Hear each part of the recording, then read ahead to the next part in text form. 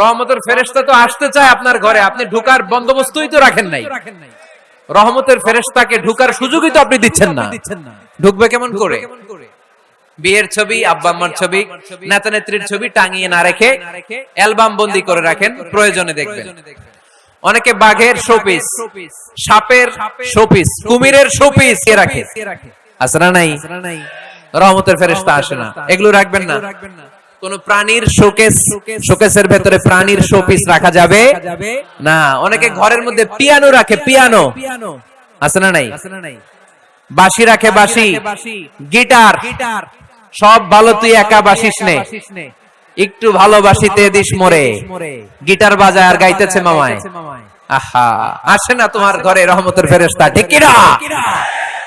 Harmonium, একতারা, দোতারা, সেতারা, এগুলো রাখা যাবে? ঢোল রাখা যাবে?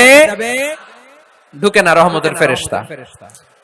তো রহমতের ফেরেশতা রহমতের পায়গাম নিয়ে আসবে আপনার ঘরে। যদি আপনি চান, ছবি নামিয়ে ফেলুন, মূর্তি সরিয়ে ফেলুন, দোতরা, ঢোল বাদ্য এগুলো ভেঙে ফেলে দেন। আল্লাহ